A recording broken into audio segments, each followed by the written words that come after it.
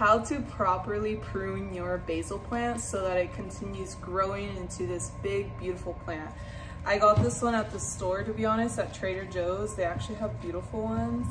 And the thing about basil is that it's really easy to grow. To be honest, it is one of the harder herbs, in my opinion, to maintain because the soil has to be like just right, you know, like not too wet, not too dry. Otherwise it will die. But other than that, like it is pretty easy to take care of. I also recommend everybody has a basil plant at home because it could really, you know, add some flavor to your dishes if you choose to add basil to them. But anyways, so pruning, just remember that anytime that you prune, this means new growth.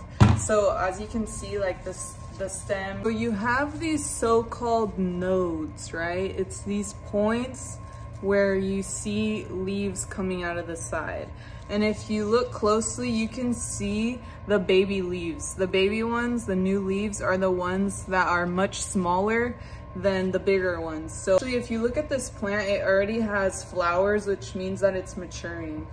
So we can make a cut just right above the node at an angle. It's going to promote growth right here.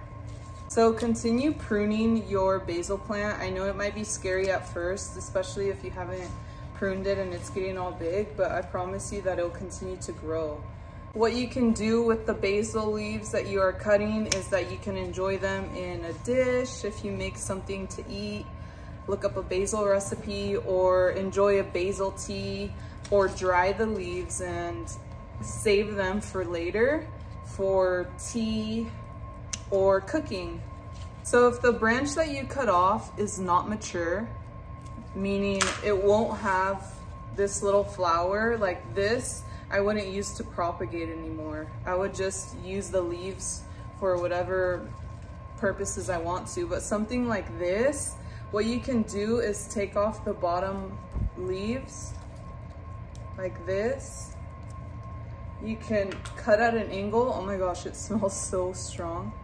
Like that, and then put this in a glass of water, and you're basically propagating this. You're going to wait a few days for it to get roots, and then you can transfer this to soil. So basically you will never ever run out of basil. I'm going to leave my basil plant just like this. I'm going to keep all of these leaves from one little plant. Like,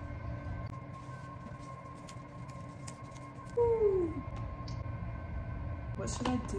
What should I do with all this basil? So now I'm going to have another basil plant in a few days.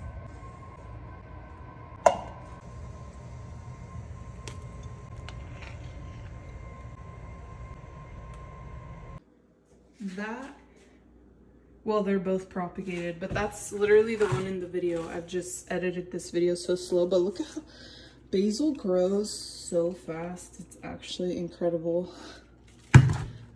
Beautiful.